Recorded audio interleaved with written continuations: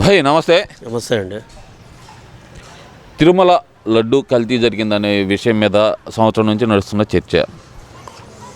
ఇప్పుడు దాంట్లో జంతువుల కొవ్వు కలవలేదు, దాని నూనె కలవలేదు, మా క్లీన్ చిట్ వచ్చేసిందని చెప్పి వైసీపీ నాయకులు చేస్తున్న ప్రచారం ఎలా చూడాలంటారు దాన్ని? అసలుకి ఈరోజు పేపర్లో హెడ్లైన్ చూసారా మీరు?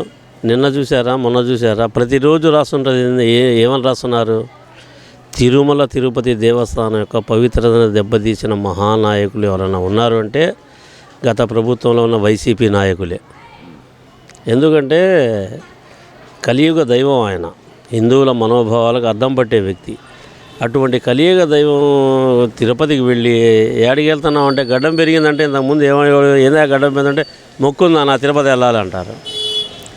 తిరుపతి వెళ్ళి అతను మొక్కు తీర్చుకొని అతను దర్శనం చేసుకొని వచ్చి నాకు ఎలాగైనా దర్శనం బాగా జరిగిందని అడుగుతాం. క్యాజువల్గా దర్శనం బాగా మరి ప్రసాదం తయారైంది అంట. ఎందుకంటే ఆ ప్రసాదానికి ఉన్న విశిష్టత అటువంటిది. అది తయారీ విధానం కానీ అగమ పండితులు దానికి అనుగుణంగా ఎంత చక్కగా పవిత్రంగా భావించే ఈ దేశ ప్రజలకు పవిత్రంగా భావించే తిరుపతి లడ్డుని మొట్టమొదట వెంకటేశ్వర స్వామికి నైవేద్యంగా పెడతారు. పెట్టి దాన్ని ఏం చేస్తారంటే పోటులో కలుపుతారు. ఆ పోటులో కలిపింది మొత్తం ఏం చేస్తారంటే ప్రసాదంగా లేదు, దానికి ఒక ధరావత్తు నిర్ణయించి అమ్ముతారు. అది కూడా ఎట్లా అమ్ముతారు? తీసుకురా 2-3 డజన్లు 4-5 డజన్లుగా ఇవ్వరు, పరిమితంగా అమ్ముతారు. ఎందుకంటే ప్రతి భక్తుడికి తిరుమల ప్రసాదం అందాలన్న సదుద్దేశం తప్పనిచ్చి ఏమీ లేదు. గత ప్రభుత్వంలో పనిచేసిన చైర్మన్లు ఉన్నారు, వివిధ హోదాల్లో పనిచేసిన డైరెక్టర్లు ఉన్నారు, ఆంధ్రాకు సంబంధించిన వాళ్ళు ఉన్నారు, తమిళనాడుకు సంబంధించిన భక్తులు ఉన్నారు. కానీ చైర్మన్గా పనిచేసిన వైసీపీ గవర్నమెంట్లో ఉన్న నాయకులు కన్వర్ట్ అయిన క్రిస్టియన్స్. వైవి సుబ్బారెడ్డి గారు అదే, కరుణాకర్ రెడ్డి గారు అదే. వీరి ఆధ్వర్యంలో జరిగిన వీరు కరుణాకర్ రెడ్డి గారు ఈ మధ్యకాలంలో 100 గోవులు చనిపోయినాయి తిరుమల తిరుపతి దేవస్థానం గోశాలలో అని వీళ్ళు ఎప్పుడో చనిపోయిన 2 కళేబరాల ఫోటోలు తీసి విస్తృత ప్రచారం చేశాడు. ఆయనకి వెంకటేశ్వర స్వామి మీద ఉన్న భక్తి ఎటువంటిదో మనకు తెలియదు, ప్రజలకు తెలియాలని చేసింది అది. దాని మీద విచారణ చేసి ఎప్పుడో చనిపోయిన 2 గోవుల ఫోటోలు తీసి వీళ్ళు సోషల్ మీడియా ద్వారా పబ్లిక్లో వచ్చేసేసి హెరాస్ చేస్తున్నారు. కానీ పవిత్రంగా భావించే తిరుమల లడ్డూలో వీళ్ళు కలిపిన కెమికల్ అసలు అది నెయ్యే కాదు, పామాయిలు కెమికలు. అసలు దానివల్ల వారికి జరిగే ఆరోగ్యపరమైన నష్టం ఎంత? తిరుమల తిరుపతి దేవస్థానానికి పవిత్రతను కాపాడాల్సిన వ్యక్తులు చేయవలసిన పని ఇదేనా? నేను చెప్పేది ఒక్కటే సార్, ఇది హిందువుల మనోభావాలు దెబ్బతింటవే.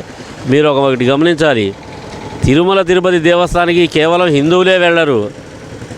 ఆయన మీద గౌరవం ఉన్న వ్యక్తులు, నాలాంటి వ్యక్తులు కానీ ముస్లిమ్స్ కానీ ఎవరైనా వెళ్తారు. ఎందుకు వెళ్తారంటే ఎవరి నమ్మకం అది. మన మతానికి పూజించు, పరమతాన్ని గౌరవించు అన్న నానుడే ఈ ఆంధ్రప్రదేశ్ యొక్క ముఖ్య ఉద్దేశం. అటువంటి పవిత్రత కలిగిన లడ్డూలో వీళ్ళు దేవుడు చూడొచ్చాడా చేయొచ్చాడా అని చెప్పి వాళ్ళు ఇష్టానుసారంగా అసలు కెమికల్ పామాయిలు కలిపి ఎవరన్నా లడ్డు ఒక స్వీట్ షాప్ యజమాని కూడా చేయడు కదా సార్ ఇంత దారుణంగా. కనీసం లడ్డూను పోటులో తయారు చేసేసి చేతికి నెయ్యి పూసుకొని పైన నెయ్యితో దాన్ని షేప్ చేస్తాడు. చేతికంటిన నెయ్యి కనీసం లడ్డు కంటుకుంటే పట్టుకోగానే స్మెల్కి నెయ్యి వచ్చిందని. వీళ్ళు తిరుమల తిరుపతి దేవస్థానం అన్ని వేల లీటర్లు నెయ్యి వస్తుంది ట్యాంకర్ల ద్వారా, అదంతా కల్తీ అనే. అప్పుడున్న ఒక కలెక్టర్ ఎవరో ఉన్నారు సార్, కలెక్టర్ అధికారి సింగాల్, అతనికి పవిత్రత ఏం తెలుసు? అతన్ని 2 సార్లు లేదు ఈవోగా నియమించారు. అతను వీళ్ళు అధికారులు చెప్పిన దానికి, రాజకీయ నాయకులు చెప్పిన దానికి తలూపి చేశాడు. కానీ ఒక్క విషయం, వెంకటేశ్వర స్వామి యొక్క దెబ్బ ఎలా తగిలిద్దో అది ఆ భగవంతుడికే తెలుసు. వీళ్ళు ఈరోజు అనుభవిస్తున్న నరకము, బాధ ఇదంతా రూపాయలో పావలా వంతే. వీళ్ళందరికీ భవిష్యత్తులో వెంకటేశ్వర స్వామి యొక్క భయము, భక్తి, తప్పు చేస్తే శిక్ష ఎలా ఉంటుంది అన్నీ తెలుస్తాయి సార్. మీరేమో ఆ మాట అంటున్నారు, ఇవన్నీ అసలు మాకు క్లీన్ చిట్ వచ్చేసింది, అబద్ధాలు చెప్పిన చంద్రబాబు నాయుడు గారి నాలుక మీద వార్తలు పెట్టాలి అని చెప్పి మరి పేర్ని నాని గారు చెబుతున్నారు కదా. పేర్ని నాని గారు చెప్పే మాటల్లో నిజం ఉంటుందని చెప్పి వైసీపీ కార్యకర్తలే నమ్మరు. ఈ వైసీపీ కార్యకర్తలే నమ్మరు. ఎందుకు నమ్మరంటే ఫేక్ ప్రచారానికి ఆద్యుడు ఎవరన్నా అంటే పేర్ని నాని. మొన్న ఈ మధ్య ఏదో మన కనకదుర్గమ్మ గుడిలో అరచేతిలో కర్పూరం పెట్టి వెలిగించింది ఎవరంటే జోగి బ్రదర్స్. ఆయన అసలు ఏ తప్పు చేయని నీతికి నిజాయితీకి మారుపేరైన వ్యక్తి. అద్దెపల్లి సోదరులతో ఎంత విచ్చలవిడిగా వాళ్ళు నకిలీ మద్యాన్ని తయారు చేసి ములకల చెరువులో ప్రభుత్వ ప్రతిష్టను దెబ్బతీయాలని చెప్పి నకిలీ మద్యాన్ని తీసుకొచ్చి మళ్ళీ నీకు అందిస్తాం దెబ్బతిని ఉన్నావు నీకెందుకు ప్రచారం ప్రభుత్వం మీద నష్టం జరగాలని చెప్పి ఇంతటి క్రూరమైన ఆలోచనలతో ఉన్న వ్యక్తులకి ప్రజలకు మంచి చేస్తారని ఎలా అనుకుంటారు? మీరు ఒక్క మారు గుర్తుపెట్టుకోండి, హిందూ జాలం ఉన్న హిందువు ఎవరైనా సరే, మనిషి అన్నవారు ఎవరైనా సరే వైసీపీకి తిరిగి మళ్ళీ ఓటు వేయాలి అంటే దయచేసి మీరు ఒక్కసారి ఆలోచించుకోండి. వీళ్ళు చేసిన అరాచకాలు, వీళ్ళు చేసిన అకృత్యాలు, ఆఖరికి వెంకటేశ్వర స్వామి పవిత్రమైన దెబ్బతీసే ప్రయత్నాలు, కూటమి ప్రభుత్వాన్ని ఎన్నుకున్న ప్రజల నమ్మకాన్ని మోసం చేయడానికి ములకల తీరులో కల్తీ మద్యం చంద్రబాబు నాయుడిని అప్రతిష్ట పాలు చేయడానికి వీళ్ళు ఎన్ని రకాలుగా ఈ రాష్ట్ర ప్రభుత్వాన్ని నాశనం చేయాలని చూస్తున్నారు. వీళ్ళ అక్కసు కోపము, వీళ్ళ మనస్తత్వం ఇది అని తెలిసినాక ఒక వ్యక్తి మంచివాడైతే స్నేహితం చేస్తాం సార్, చెడ్డవాడైతే సలాం భయ్ అంటాం, దూరంగా వెళ్ళిపోతాం. కానీ ఒక రాష్ట్రంలో ముఖ్యమంత్రిగా 5 ఏళ్ళు పనిచేసిన వ్యక్తి మనస్తత్వం ఈ టైపు ఉంది అంటే ఈ రాష్ట్ర ప్రజలు ఒక్కసారైనా ఆలోచించాలి సార్, పేపర్ చదువుకున్న ప్రతి వ్యక్తి కూడా. ఎందుకంటే ఇప్పుడు కొంత స్వార్థం కోసం చేసుకోవచ్చు, కానీ భక్తుల మనోభావాలు దెబ్బతీసేంత ధైర్యం ఎవ్వడికి లేదు. మేము మసీదుకి వెళ్తాం, నమాజ్ చదువుతాం, మసీదులో మా అల్లా కనబడడు, కానీ మేము శూన్యంలో చూసి నమాజ్ చదువుకొని వస్తాం. దేనికి చదువుకొని వస్తాము? అల్లా ఉన్నాడు అనే భావన, భక్తి భావంతో 5 పూట్ల కాళ్ళు చేతులు శుభ్రంగా కడుక్కొని మసీదులో పవిత్రంగా వెళ్ళి తల మీద గుడ్డ చుట్టుకొని మేము నమాజ్ చేసుకొని అల్లా నువ్వు రక్షించు, అందరినీ రక్షించు, పేదల్ని కాపాడు అని ప్రార్థించి వస్తాం 2 చేతులు ఎత్తి. ఎందుకు? శూన్యంలో ఎవరున్నారో ఏమో ఎవరికి తెలియదు, కానీ అల్లా ఉన్నాడు అన్న భావన మాలో ఉంది కాబట్టి అది మా భక్తి భావం. ఒక హిందూ యొక్క భక్తి భావం ఏంది? ప్రతిమ కనబడుద్ది, అది ఏ రూపం? శివుడా, వెంకటేశ్వర స్వామి, సుబ్రహ్మణ్యేశ్వర స్వామి, దుర్గాదేవి, ఏదో ఒక రూపాలుగా ఉంది. వాళ్ళు ఆ రూపాంతరం ముందు వాళ్ళ భావాలు తెలియజేసుకుంటారు. కానీ వాళ్ళ మనోభావాలు దెబ్బతీసేటువంటి ఇటువంటి క్రూరమైన చర్యల వల్ల ఈ రాష్ట్రంలో వైసీపీ అన్న మాట వినబడకుండా చేయగలిగిన రోజు ఈ రాష్ట్ర ప్రజలకి బంగారు భవిష్యత్తు సార్. అంటే ఈ వాతలు పెట్టాలి, లేదంటే కనుక పవన్ కళ్యాణ్ చేత మెట్లన్నీ, దేవస్థానాల మెట్లన్నీ కడిగించాలి, వీళ్ళందరినీ అసలుకి నడి రోడ్డు మీదకి లాగాలి అంటూ మరి ఇలాంటి రెచ్చగొట్టే వ్యాఖ్యలు ఎందుకు చేస్తున్నారు అనుకోవాలంటారు ఈ వైసీపీ నాయకులు? ఎందుకంటే ఒకటే సార్, వీళ్ళకి మొదటి నుంచి ఒకటే ధోరణి. తప్పు వీళ్ళు చేస్తారు, దాన్ని ఎదుటి వాళ్ళ మీద వేస్తారు, దాన్ని రాద్ధాంతం చేస్తారు. అరే ఏమన్నా అర్థం ఉందండి? విజయవాడ ప్రచార సభలో వాడెవడో గులకరాయి గాల్లో ఎగిరిపడిందో ఏమో తెలియదు, దానికి పొద్దున్నే అంతలా కట్టుకొని గులకరాయి దాడి, తిరుపతి ఎయిర్పోర్ట్లోనే వాడి చేత ఎవడో కూడికది అది గీయించుకొని దాని మీద ఎలక్షన్ ముందు చేసేది.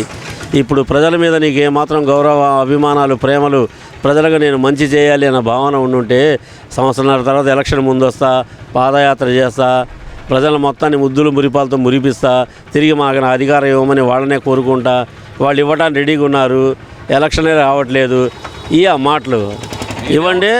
జగన్మోహన్ రెడ్డి గారేమో పాదయాత్ర చేస్తానంటున్నారు, మరి వాళ్ళ సోదరి గారు షర్మిల గారేమో నువ్వు పాదయాత్ర చేసినా ఏం చేసినా సరే నిన్ను గెలిపించరు, ప్రజలు నిన్ను నమ్మటం మానేశారు అంటున్నారు. ఎలా చూడాలంటారు ఇది? దూరంగా ఉండేవాడికన్నా దగ్గరగా ఉన్నవారికే వ్యక్తి యొక్క మనోభావాలు, వ్యక్తిత్వం, మనస్తత్వాలు అవన్నీ తెలుస్తాయి. తోడబుట్టిన చెల్లిగా సార్ అన్న విషయం బాగా తెలిసిన వ్యక్తి. కాకపోతే ఏంటంటే ఆమె 2019 ఎలక్షన్లో గుడ్డిగా నమ్మింది. ఆ నమ్మకం ఎంతవరకు వెళ్ళిపోయిందంటే ఆమె నోటు నుంచి జగనన్న వదిలిన బాణాన్ని అని చెప్పి తనను తాను ఒక మంచి బ్రహ్మాస్త్రంలాగా ప్రజలకు చొచ్చుకొని వచ్చి తన వాగ్దాటితోటి అసలు ప్రజల్ని ఏమీ లేదు, మీ ఇంట్లో మీరు అన్నం కూడా వండుకోవాల్సిన అవసరం లేదు, జగనన్నే క్యారేజ్ పంపిస్తాడు అన్నట్టుగా ప్రచారం చేసి ఆమె ప్రజల్ని మురిపించింది. ఈ ఒక పక్క నుంచి ఏమో తల నిమ్రుడు, ముద్దులు పెట్టడాలు, ఆశీర్వాద వచనాలు పలకటాలు, ఇవన్నీ చేసిన దెబ్బకి జనాల్లో ఒక రకమైన హ్యాంగ్ ఓవర్ వచ్చేసింది. అమ్మో జగనన్న వస్తే అసలు ఎట్లా ఉంటుందో, అసలు రాష్ట్రం మొత్తం పండగ వాతావరణం ఉంటుందేమో అనుకున్నా, కానీ శ్మశాన వాతావరణం వచ్చింది.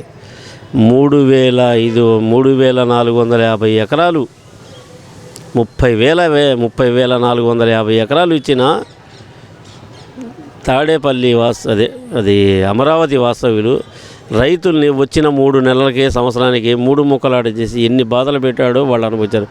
చివరికి వాళ్ళ కష్టం దేవుడికి చెప్పుకోవడానికి వెంకటేశ్వర స్వామి యాత్ర చేసిన అడుగడుగున అడ్డంకులు చేశాడు.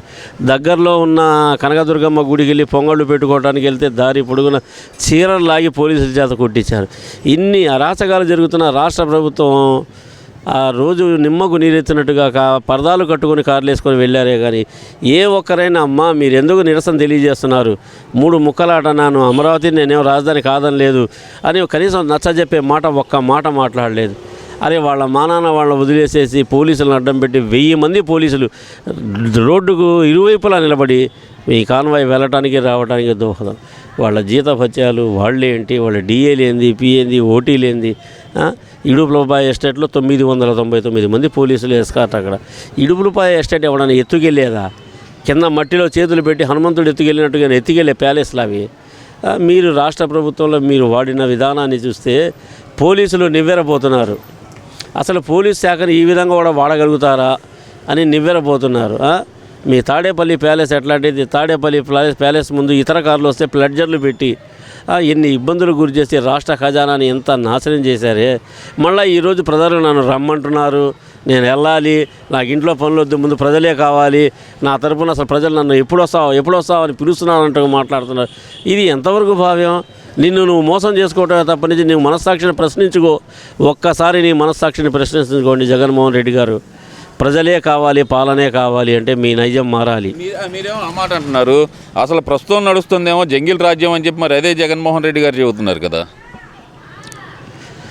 జంగిల్ రాజ్యం అంటే ఏంటి సార్? ఆటవిక పాలన. ఇవాళ తారీఖు ఎంత అంటే 31 కదా. ఈరోజు పింఛన్లు ఇచ్చేస్తున్నారు. ప్రతి సచివాలయ క్యాడరు 99% వరకు 12 పింఛన్ల పంపిణీ జరుగుతుంది. ఒంటరి మహిళలకి, వితంతువులకి, ఎంప్లాయీస్కి, 60 ఏళ్ళు దాటిన ప్రతి ఒక్కరికి 4000 పింఛను. స్త్రీశక్తి ద్వారా 40 కోట్ల మంది ప్రయాణించారు. ఇది మహిళలు.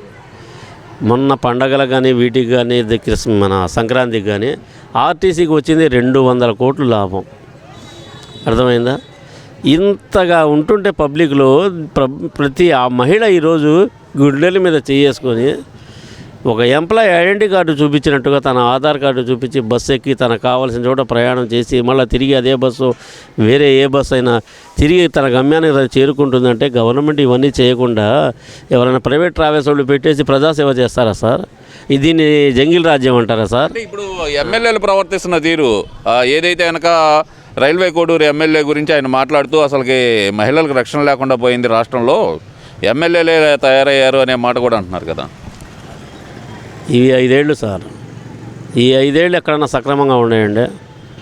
ఒకటి పొడువు, ఒకటి పొట్టి, ఒకటి ఎత్తు, చూపుడు వేలని, చిటికలు వేలని, ఇన్ని రకాలు ఉన్నాయి. 175 మంది ఎమ్మెల్యేలు, 152 మంది ఎమ్మెల్యేలు, అధికార పార్టీ నాయకులు ఉన్నారు. అందరూ సత్ప్రవర్తనతో నెంబర్ 1 వ్యక్తులుగా ఉంటే నాకు సీటు కోసం 200 కోట్లు ఇస్తా, 500 కోట్లు ఇస్తా అని చెప్పి నాయకులు ఎందుకు వస్తారు? రారు. తప్పు ఒప్పులు జరుగుతాయి. తప్పు జరిగిందనేది నిర్ధారణకు వచ్చేదాకా జనసేన నాయకుడు పవన్ కళ్యాణ్ గారు ఒక్కడే చెప్పారు. వార్తల్లో వచ్చిన ఈ వ్యాఖ్యల్ని చూసి వెంటనే కమిటీ వేశారు. వారం రోజుల్లో నివేదిక అందజేయాలి అన్నారు. అతని భార్య రమణ అని అతన్ని వీళ్ళ మీద ఎంక్వైరీ కమిటీ వేశారు. ఈ ఎంక్వైరీ కమిటీలో దోషి తప్పు చేశాడు అని తేలిందా సస్పెన్షన్ ఆర్డర్ వెంటనే ఉంటుంది. అధికార పార్టీ ఉంది కదా అని చెప్పి అధికార పార్టీ ఉన్న కార్యకర్తలు, తెలుగుదేశం పార్టీ కార్యకర్తలు ఎవరైనా ఇతర పార్టీ నేతల్ని వాళ్ళ యొక్క మనోభావాల్ని దెబ్బతీసే విధంగా ప్రవర్తిస్తే చంద్రబాబు నాయుడు గారు ఊరుకునే మనస్తత్వం కాదు సార్. చంద్రబాబు నాయుడు గారి క్రమశిక్షణ ఎటువంటిది అంటే తను ఎలా ఉన్నాడో తన కార్యకర్త కూడా అలాగే ఉండాలి, ప్రజల కోసమే పనిచేయాలి. నీకేం కావాలి, నీకు వచ్చిన కష్టమేంది, పార్టీ పరంగా నేను తీరుస్తా. లోకేష్ బాబు, చంద్రబాబు నాయుడు గారు ఒకటే మాట ప్రతి మీటింగులో, 5 ఏళ్ళు మమ్మల్ని అడ్డు పెట్టుకుని కాపాడిన కార్యకర్తలు, జెండా మోసిన కార్యకర్తలే మాకు బలం, మేము మీకు ఎంత చేసినా తక్కువే అంటున్నారు. ఇక్కడ కనీసం మీకు నాకు తెలిసినంతవరకు అటవిక రాజ్యం అనే దాంట్లో ఏ జిల్లాలో కనుక క్రైమ్ రేట్ చూడండి, ప్రజల్లో మానభంగాలు కానీ, తాగుబోతులు కానీ, కత్తులు తీసుకుని పొడవటం కానీ, లేకపోతే ఒక ఏరియాలో రౌడీ షీట్లు మెయింటైన్ చేయటం కానీ జరుగుతుందా? రౌడీ షీట్ ఉండి వాడు కనుక తప్పు చేశాడా, వాడి ప్రవర్తన వాడికి సిగ్గు చేకూర్చేలాగా నడి రోడ్డు మీద పోలీసు వ్యవస్థ అతన్ని నడిపించుకుంటూ తీసుకెళ్లి కోర్టుకు సబ్మిట్ చేస్తుంది. ఎందుకు ఒక మనిషి ఒంటి మీద చొక్కా తీసి రోడ్డు మీద నడవాలి అంటే ఎంత సిగ్గుపడాలి? వాడు చేసిన తప్పు వాడికి తెలియజేయడం కోసం పోలీసులు ఒక్క దెబ్బ వేయకుండా ఇతను చేసింది తప్పు అని పబ్లిక్లో నడిపించుకుంటా కోర్టుకు సబ్మిట్ చేస్తున్నారంటే అది పైనుంచి అధికారులు పైనుంచి ఇచ్చిన సజెషన్స్ అనుగుణంగానే జరుగుతుంది ఇది. అంతేగా నేర ప్రవృత్తి మానుకోవాలి. జైలు జీవితం అంటే ఏం సార్, మార్పు కోసమే కదా సార్. కుటుంబంతో గడిపిన క్షణాలు, ఒంటరిగా బతుకుతున్న క్షణాలని కంపేర్ చేసుకుంటే నాకు నా కుటుంబమే కావాలి అనుకుంటాడు, కానీ జైలు జీవితం కావాలని ఎవ్వరూ కోరుకోరు సార్. ఇది మాత్రం వాస్తవం. ఈరోజు పోలీసు వ్యవస్థ పనిచేసే విధానం ది బెస్ట్లో బెస్ట్. ఇంతవరకు పరిపాలించారు చాలామంది నాయకులు, కానీ ఇప్పుడు పోలీసు వ్యవస్థ ఎంత జాగ్రత్తగా ఎంత పర్ఫెక్ట్గా వర్క్ జరుగుతుంది అంటే అది చంద్రబాబు నాయుడు గారి కృషి. రౌడీ షీట్ అన్నోడికి ఉంటే ఊళ్ళో నుంచి డిబార్ చేయండి, లేదంటే స్టేట్ నుంచి పంపించేయండి, సమస్య లేదు. నాకు శాంతి భద్రతలే ముఖ్యం. నన్ను నమ్ముకున్న ఈ రాష్ట్ర ప్రజలకి నేను చేయగలిగిన మంచి ఏదైనా చేస్తాను, చేసిన మంచే చెప్పుకోండి అని ప్రతి కార్యకర్తకి, ప్రతి ఎమ్మెల్యేకి, ప్రతి గవర్నమెంట్ తరఫున ప్రతి ఒక్క వ్యక్తికి తెలియజేస్తుంది అదే. ప్రతి కార్యకర్త ప్రజల్లోకి వెళ్ళండి, ప్రతి ఎమ్మెల్యే ప్రజలతో మమేకం అవ్వండి. మీ సీటు తిరిగి మీకు కావాలి అంటే మీ డివిజన్ 1 టౌన్ 2 టౌన్ నుంచి కార్యకర్తలు ఇప్పుడు ఫోన్ అనేది ఎంత ఇంపార్టెంట్ ఏందో, ఫోను ద్వారా తన మెసేజ్, సార్ మా నాయకుడికి సీట్ ఇవ్వండి సార్, మేము గెలిపించుకుంటాం సార్ అని ఓటింగ్ చేసే రోజు వచ్చే రోజు ముందుంది. ఈ రాష్ట్రం మరొక్కసారి మహాకూటమిని ఆదరిస్తారని నమ్మకం నాకుంది.